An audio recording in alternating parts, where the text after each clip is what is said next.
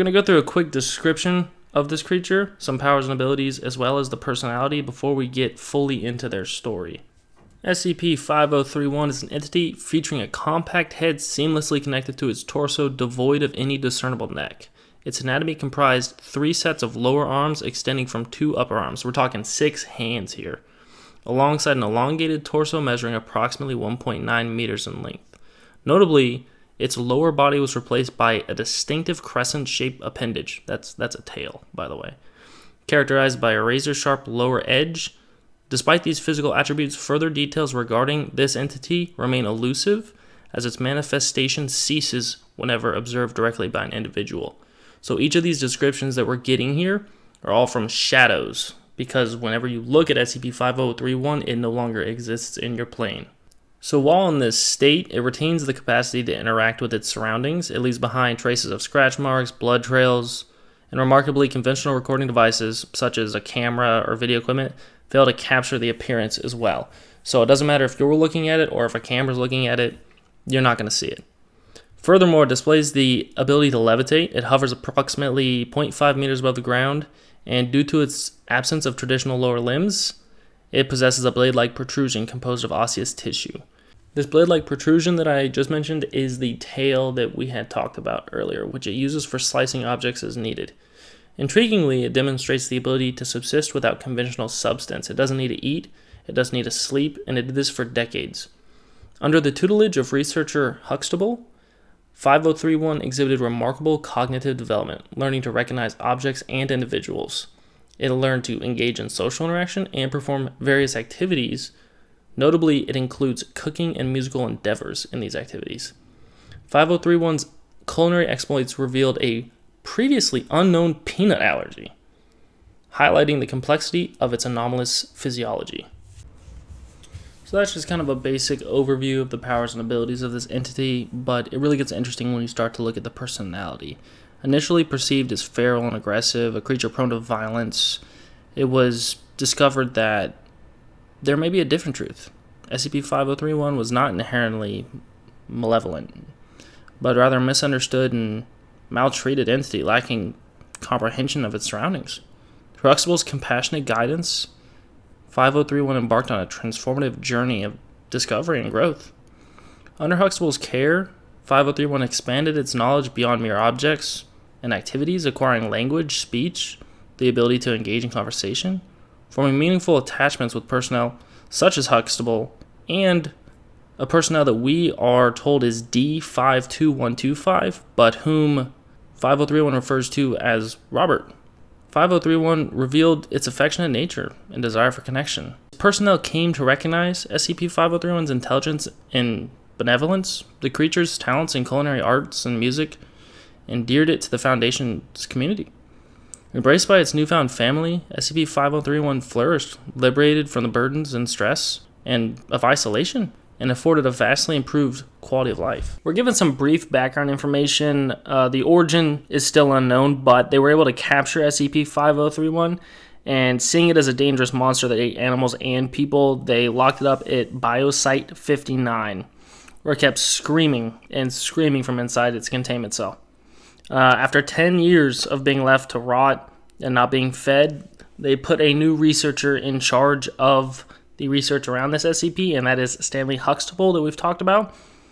And after learning about the creature, Huxtable expressed pity for it, seeing it as a misunderstood being who was suffering for nothing, deciding to perform some harmless tests on it in order to see if it could be reasoned with and potentially rehabilitated. Now, before we go into these harmless tests, I would like to read for you a quote from Senior Researcher Stanley Huxtable after being assigned to the case. And the quote goes, "I have no idea who wrote this, but there's a lot I'd like to say to them. I'm not a fan of abandoning a living creature inside a metal box for 10 years, no matter how pragmatic it may be. It's difficult to fathom that such things were considered the norm a decade ago. Have you ever heard something scream from behind 10 inches of iron for hours on end? When I do my redraft, remind me to add anomalous resistance to hoarseness somewhere in the description. Could you work your magic and get those boys to retrofit the containment cube with an aperture and security vestibule? I'd like to run some tests that require exposing SCP-5031 to certain stimuli. So the tests that they run, I'm going to go through each of them, but I would like to point out that for this SCP, the test date is not redacted, which is kind of interesting because in a lot of these files, the dates on the information provided are all redacted information. But we know that this rehabilitation process, as they call it, began on March 8th of 2018. So the first round of tests involved including speakers and installing them in the chamber. They would play various albums of natural ambiance and popular music to see if the music would elevate or suppress 5031's stress levels. Some music worked in calming him down, and based on the music they found that calmed him down, they formed a playlist that they would play in his chamber to keep his stress levels down. And on March 22nd of the same year, they ran a second round of tests that involved introducing 5031 to various balls from different sports games. That included bowling balls, softballs, basketballs. When the softball and basketball were thrown inside the chamber, 5031 used the blade on its tail to cut both of them. But when the bowling balls were put in the chamber, it used the blunt end of its bladed tail to roll them around and play with them, which in doing so lowered his stress levels significantly. However, when playing with one of the bowling balls, he accidentally chipped it, causing the ball to not roll naturally anymore. And when doing this, they saw that the stress level of the creature increased. So they gave it a new bowling ball, and it proceeded to play with it. And then it began playing with a basketball using its arms instead of its tail. So what we are learning here about the creature is that it realizes the bowling balls are not bouncy and is playing with its tail with the not sharp side because it chipped it, but that the basketballs are bouncy, and so it's playing with those using its arms, which is very interesting. Moving to the third test that happened on April 5th of 2018, there was a test performed that gave the creature choices between two foods to see which type of food it would prefer. This included various types of meat as well. It was discovered that the SCP preferred to eat well-cooked food derived from animals like chicken and turkey, using its bladed tail to cut the food rather than using its hands, which is kind of bougie. It's using a knife and a fork system here instead of just slamming that food like I would, which led to the personnel beginning to regularly feed it, causing its stress levels to further decrease. So as they're feeding it, it's becoming less and less stressed. Now, we do know that this entity can live without substance. It doesn't need food, but it's shown that well-cooked food of higher quality does show signs of decreased stress for the animal. And on April 12th, the fourth round of tests was performed to see if this animal, this entity, this anomaly could coexist without harming other beings. So after fully satiated, they put a living chicken into its enclosure and observed it.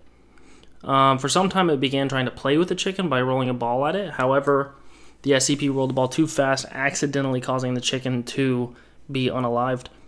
And when this happened, the SCP's stress levels skyrocketed. So they removed the bowling ball and the deceased chicken. They reintroduced another chicken as well as the basketball back, and this time the SCP gently rolled the basketball at the chicken, which upon being hit by it released a small cry, causing the SCP not to engage with this activity any further. So, it killed one, and it bumped the other one and scared it, so it just said, I'm done with that, which is interesting because it's deciding that it is done with the activity. It's no other stimuli other than the fact that it believes it's hurting another living being, so it's going to stop. So after that, D-Class personnel that we know the name is Robert, but we're told it's 52125, just a D-Class personnel, was blindfolded and put inside the chamber where he was instructed to sit and roll the ball towards the SCP, and the creature rolled it over to him. So he's only supposed to roll the ball if it was rolled to him. They played together for several minutes before the SCP abandoned the activity and began approaching the D-Class personnel, at which point he was instructed to remove the blindfold in order to have the creature cease to exist, terminating this interaction. The blindfolded D personnel was put inside the chamber again and instructed to throw a tennis ball against the wall and let it ricochet behind him before catching it and doing it over and over again. The SCP proceeded to mimic the D-Class personnel by also throwing the tennis ball against the wall, and it would bounce back. Together they played catch, and Huxtable noted that 5031's motor skills were improving, that it was becoming more functional, and that it was getting better at hand-eye coordination, all general motor skills that we talk about. All right, so we're going to move forward to the 5th round of experiments that were performed on May 16th of 2018, and these experiments were trying to test the intelligence level of the creature. They put 5 displays with food dispensers underneath them and a little button for the SCP to interact with. And on the displays, they had pictures of the food. So when you press the food or the button, the food that was on the picture would come out. When 2 stations were active, one displaying the image of a rock dispensing rocks and the other displaying image of cooked chicken dispensing chicken, 5031 first poked at the image of the chicken before pressing the button which dispensed chicken, which the creature ate. In the next test, the images were swapped, with one station displaying the image of a rock and one displaying the image of a chicken, but in opposite spots. SCP-5031 proceeded to press the button on the station which had last dispensed chicken, but upon pressing this, it dispensed rocks. So it moved to the other station and pressed that button where it was able to get the chicken that it had wanted. In the next test, in which the images on the monitor swapped at random for the first distribution and only dispensed objects that were currently on the monitor, so as he's pressing buttons, the images are changing and only dispensing what is currently on the screen. SCP-5031 at first became confused after the images were swapped, but quickly learned and adapted to this. Following that, 3 more stations were put inside the containment chamber, with 4 stations distributing rocks and 1 distributing chicken. While instead of displaying images, the stations displayed the names of the objects and would randomly swap through the following days.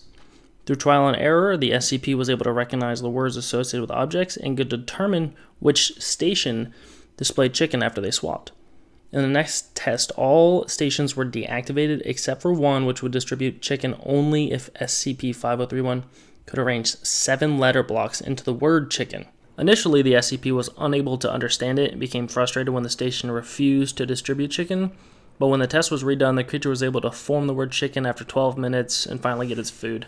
Seeing that the SCP was able to learn language, Huxtable taught it how to form several words and taught it their meaning, which included food, music, playthings, and its companions, such as Robert. And through it, it became capable to establish food preferences and dish pairings and learn to non-verbally sing and juggle. On October 5th of 2018, Huxtable decided to teach the SCP various activities, such as drawing and creation of music. On January 4th of 2019, as the SCP kept practicing its cooking skills, Huxtable had the D personnel teach it various food recipes, which slowly made it become a better chef than the average human. And on June 30th of 2019, the SCP for the first time spoke a word, which was salt. Very interesting. It's connected to his whole cooking thing he's got going on. He wanted salt for that damn dish. And this filled the entire staff with just an immense amount of pride.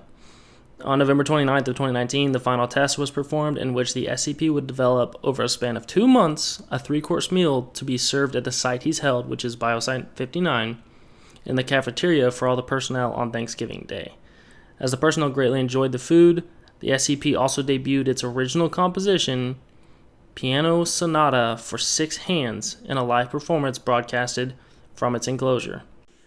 With all these tests being successful, and with the SCP being reveled of all of its stress, its containment procedures and documents were all revised.